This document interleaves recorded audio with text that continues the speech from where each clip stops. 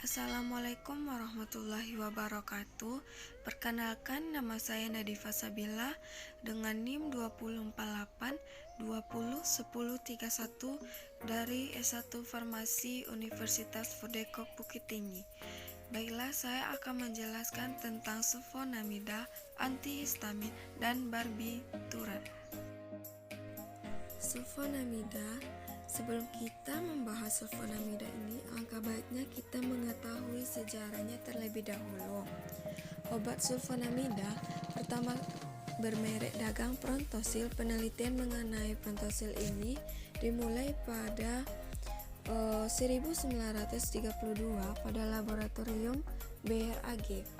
Sebelum diketahui bahwa ada Prontosil ini, zat pewarna tertentu yang secara khusus hanya mengincar untuk menempel pada sel bakteri atau tidak pada sel lain. Tim peneliti ini mencoba mencari zat pewarna yang tidak hanya dapat mengincar sel bakteri tetapi juga membunuhnya. Kemudian Bayer memberi nama obat tersebut dengan nama Prontosil. Obat ini merupakan obat pertama yang dapat secara efektif mengatasi infeksi bakteri di dalam tubuh. Namun, obat ini tidak memiliki efek sama sekali dilakukan percobaan pada tabung reaksi. Dan penelitian yang dipimpin oleh MS Prancis mengungkapkan bahwa obat tersebut diproses di dalam tubuh atau di metabolisme berubah menjadi zat aktif sulfonilamid. Hal ini menjelaskan mengapa obat tersebut tidak aktif pada tabung reaksi dan hanya bereaksi pada makhluk yang masih hidup. Nah, selanjutnya pengertian sulfonamida. Sulfonamida atau sulfa adalah golongan antibiotik yang digunakan untuk mengatasi infeksi bakteri. Sulfa bisa digunakan untuk menangani berbagai penyakit akibat infeksi bakteri seperti infeksi saluran kemih serta infeksi mata atau telinga. Sulfonamida juga merupakan golongan obat-obatan yang memiliki gugus fungsi sulfonamida.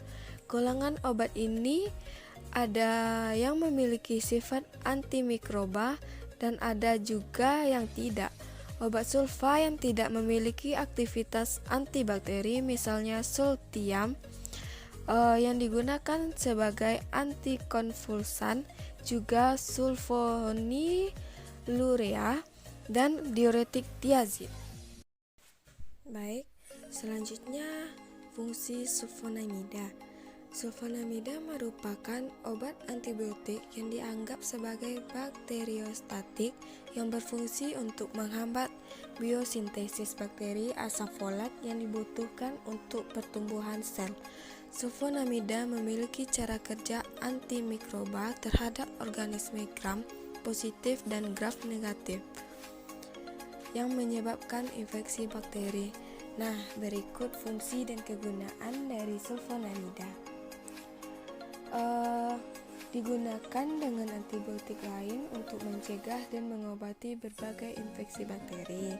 Untuk pengobatan luka bakar, diindikasikan untuk digunakan sebagai pengobatan tambahan untuk mengontrol infeksi bakteri bila digunakan di bawah balutan lembab. Selanjutnya, digunakan untuk menekani laktasi, mengobati migrain dan sakit kepala, dan mengobati atau pencegahan malaria dan menekan laktasi. Sulfonamida paling umum digunakan untuk mengobati infeksi saluran kemih untuk pencegahan parasit. Selain itu, obat ini juga dapat mengobati infeksi malaria dengan kombinasi obat lain. Sulfonamida dengan asam digunakan untuk penyakit radang usus dalam jangka waktu yang sangat panjang. Nah, selanjutnya kelarutan sulfonamida. Yang pertama, umumnya tidak melarut dalam air, tapi ada kalanya akan larut dalam air panas. L-kosin biasanya larut dalam air panas dan dingin. Kemudian tidak larut dalam eter kloroform proteleum eter dan larut baik dalam aseton. Nah, sulfat-sulfat yang mempunyai gugus amin aromatik tidak bebas akan mudah larut dalam HCl encer. Kemudian sulfat-sulfat dengan gugus aromatik sekunder sukar larut dalam HCl, misalnya septazin, soluseptazin, sulfasuksidin larut dalam HCl, akan tetapi larut dalam NaOH. Kemudian sulfa dengan gugus SO2NHR akan terhidrolisis, bisa dimasak dengan asam kuat HCl atau HNO3. Kemudian cara kerja sulfonamida. Sulfonamida atau obat sulfa bekerja dengan cara mengikat dan menghambat enzim tertentu yang disebut dengan DHPS. Enzim ini sangat penting untuk sintetis folat dan nutrisi penting. Sintesis folat butuh reaksi kimia yang terdiri dari dua molekul, yaitu DHPP dan PABA yang dikatalisis oleh DHPS. Bakteri yang sangat resisten terhadap sulfonamida mengalami mutasi pada bagian enzim DHPS. Terjadinya mutasi ini antara dua floppy lobe yang berada pada enzim yang sedang aktif. Antibiotik sulfa bekerja untuk menggantikan PABA, antibiotik sulfa yang ditanam di dalam kristal enzim. Kemudian obat ini diserap dengan sangat cepat secara pemberian oral dengan ketersediaan hayati 85-90%. Konsentrasi dicapai kira-kira 3 hari dengan pemberian yang berulang. Konsentrasi serum puncak dicapai dana 1-4 jam setelah pemberian dosis tunggal. Kemudian obat sulfa distribusikan secara dosis oral tunggal sekitar 13 liter. Obat ini menyebar ke bagian dahak, cairan vagina, telinga tengah, ASI, dan plasenta. Dan pendistribusian secara efisien ke dalam cairan vagina dan konsentrasi yang lebih tinggi pada serum. Sekitar 10% sampai 20% obat sulfa dimetabolismekan melalui hati dan sebagian besar disekresikan dalam urin dengan waktu 24 jam. Nah, untuk pemulihan ekskresi dalam urin dengan waktu 48 jam, di mana sisanya diekskresikan dalam susu manusia. Nah, sulfonamida bekerja dengan cara menggunakan terbentuk asam folat pada bakteri. Asam folat merupakan nutrisi yang dibutuhkan oleh bakteri sebagai pembentuk menjadi asam nukleat. DNA dan RNA membuat bakteri agar dapat berkembang biak. Jika bakteri tidak dapat berkembang biak dengan baik, berarti proses pembentukan asam folat terganggu.